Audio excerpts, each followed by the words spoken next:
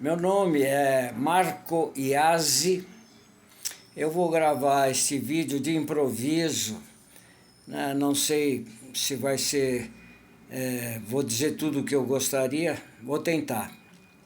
Em 1996, eu escrevi um livro chamado Reengenharia Social. Nesse livro, eu menciono um fenômeno, uma descoberta, uma intuição novíssima, que se chama unocracia. Vocês sabem que o Big Bang, cientificamente aceito, ele aconteceu há 13 bilhões e 800 milhões de anos, é muito tempo.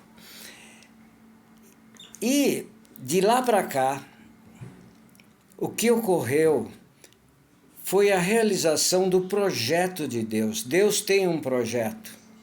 Ninguém sabe, ninguém comenta. Não existe nas encíclicas, não existe na literatura dos santos. Não existe, lógico, não existe no Evangelho, não existe também na Bíblia Sagrada, no Antigo Testamento. Chama-se Projeto de Deus, que é uma coisa, para mim é normal, porque eu sou engenheiro, então projeto é a minha linguagem, né? Mas ninguém moraria no 20º andar de um prédio sabendo que não foi construído segundo um projeto. E como é que a gente vive num universo, num cosmos, com 2 trilhões de galáxias? Você imagina o tamanho de uma galáxia? Você leva 100 mil anos para atravessar uma galáxia na velocidade da luz. Existem 2 trilhões de galáxias. Então, como que se constrói um universo desse tamanho sem um projeto? Bem, simplificando, o projeto começou com o Big Bang e veio até hoje. 10 bilhões de anos era só evolução material. A partir daí surgiram as células vivas, né? Que os biólogos não sabem como isso foi possível, mas nós sabemos que foi o sopro de Deus nos coacervados, porque a Bíblia fala no Gênesis que a vida que Deus fez o homem não foi do pó da terra, mas foi da lama da terra, porque a vida nasceu na lama lá dos oceanos. Então, isso a partir de 4 bilhões de anos começaram as células vivas e esse negócio de célula viva evoluiu e veja no que deu, né?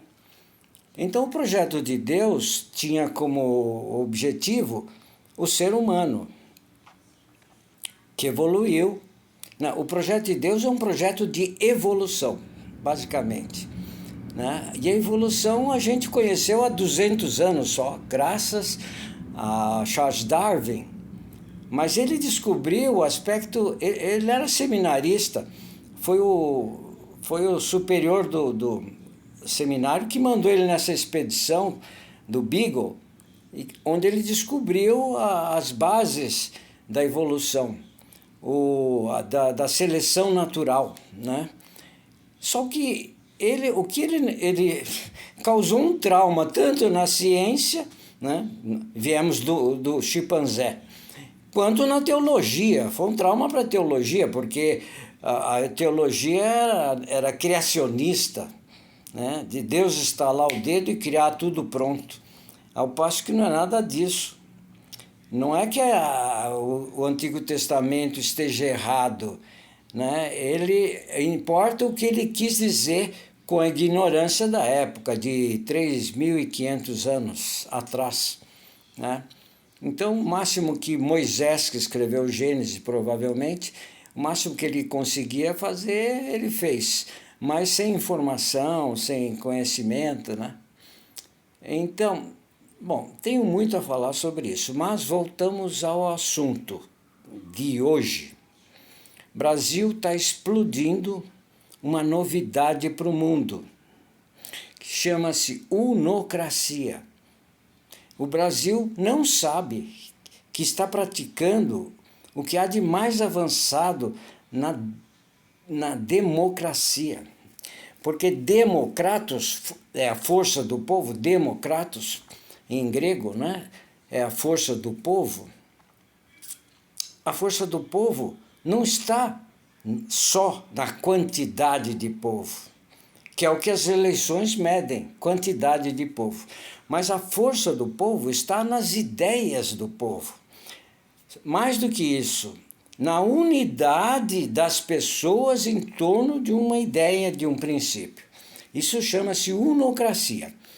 Democracia sem unocracia é demagogia, é cleptocracia. Entendeu?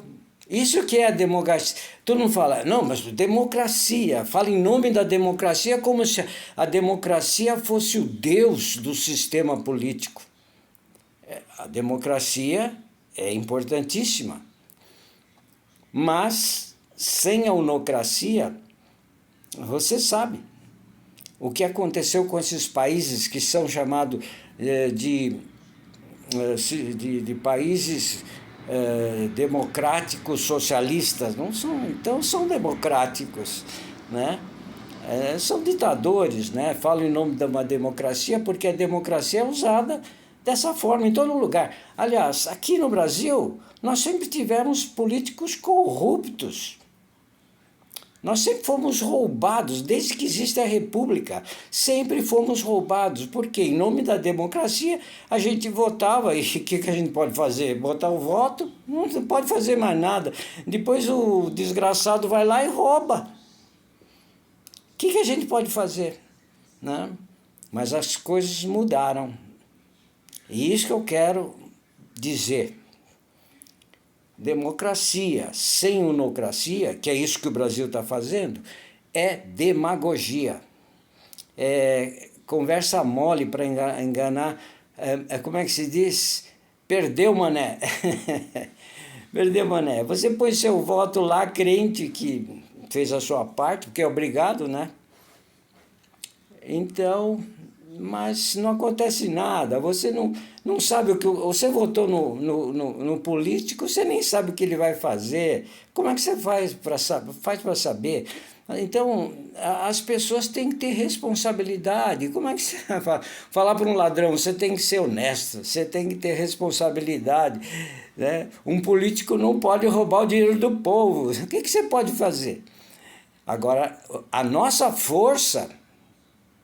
A força que emana do povo é a força da unidade. Por que eu falei do projeto de Deus? Porque tem tudo a ver. O projeto de Deus, que começou com o Big Bang, as primeiras partículas, os primeiros elétrons, prótons e nêutrons, os primeiros átomos, as primeiras moléculas, a junção das moléculas na lama, que são os coacervados, que foram soprados por Deus no projeto para terem vida, né? Um montoado de moléculas, de proteínas, de aminoácidos virou célula viva, né? Com o sopro de Deus. A Bíblia não fala isso, é lógico, né? Lógico. Então, o que acontece?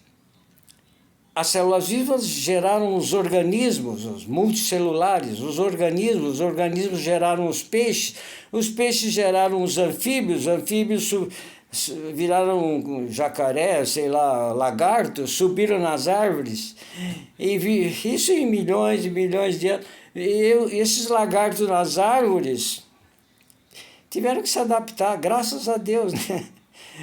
Criaram mãos, 4 mãos, mais o rabo, que também servia de mão, que depois ficou inútil.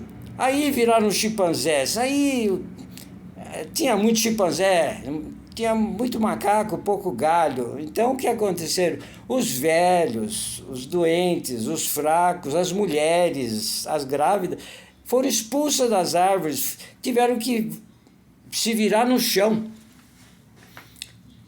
Os nossos avós são esses, os chimpanzés que tiveram que descer para o chão, que foram expulsos do habitat natural, porque os chimpanzés, ainda existem 250 mil no mundo, continuam nas árvores, nos zoológicos, nos laboratórios e nos circos, né? Iguaizinhos como eram, sempre foram. Mas isso é um outro assunto. Por que nós evoluímos, eles não? Porque nós estávamos no projeto de Deus, a evolução foi caminhando. A evolução caminha de povo eleito em povo eleito. Então, o Homo foi um povo eleito. Tem muito que falar sobre isso. Mas eu vou pular isso aqui e vou para o final. No final do projeto de Deus, no final da evolução, o que é que nós encontramos? Jesus em meio, que é a réplica do paraíso. É a perfeita socialidade que se vive no paraíso. Nós podemos viver aqui na terra com Jesus em meio, porque ele disse, onde dois ou mais estiverem unidos em meu nome, em nome do amor recíproco, do meu mandamento, eu estarei ali no meio deles. Jesus, estando presente, Jesus é Deus, ele traz o paraíso entre dois ou mais. Dois ou mais, não falou cristãos, não falou evangélicos, não falou brancos, não falou mulheres, não especificou nada. Jesus não especificou, Jesus falou dois ou mais que estiverem no amor recíproco. Então, o ápice da evolução é o amor recíproco, que aí nós falamos da evolução de Darwin, mas tem outra coisa do século passado que é fundamental para entender o projeto de Deus, que é o carisma da unidade, que foi dado a Chiara Lubbock, que ninguém conhece. Chiara Lubbock é uma santa, está sendo santificada agora, está sendo canonizada. Então ela recebeu o carisma da unidade. Ela descobriu essa pérola no Evangelho, que é onde dois ou mais estiverem unidos, Jesus está presente. Deu origem ao movimento dos focolares. Os focolares é uma palavra trentina, italiana, que significa lareira, lar, né? Então os focolares são unidades masculinas e femininas, separado, lógico, que vivem com Jesus em meio. Só vivem para isso, para ter Jesus em meio. Porque esse é o carisma, é o último dos carismas, o carisma do nosso tempo, né? Deus esperou 13 bilhões e 800 milhões de anos para chegar neste momento que nós estamos vivendo. E eu não falei nada de Maria, porque só sobre Maria eu falaria mais meia hora para dizer rapidamente que você nem imagina o que seja. Mas, voltando ao assunto, unidade é a perfeição da socialidade, é a força do povo, e a unocracia é a política de democracia vivida pela unidade, a força da unidade. Quem está vendo o que está acontecendo no Brasil vai entender o que eu estou falando e vai acender uma luz. O Brasil é pioneiro nesse sistema, porque a democracia, que nasceu há, 2.500 anos, Sócrates já dizia que ela era imperfeita, precisava, que ela é boa até que surgisse algo melhor. De fato, não existe nada melhor que a democracia, só que surgiu algo melhor, que é uma democracia, né? Não só representativa, mas participativa, que é a unocracia. Então, eu queria dar esse recado e espero que a gente saiba o que significa esse pessoal na rua, querendo que o STF seja honesto, né? Que o STF não pode ter uma bandeira política. O que é isso? O STF não pode proteger os bandidos, soltar os bandidos, proteger, dar força para os ladrões, desarmar toda a população para poder ser dominada, enfim. O resto vocês sabem tudo. O meu recado está dado. Obrigado pela sua atenção.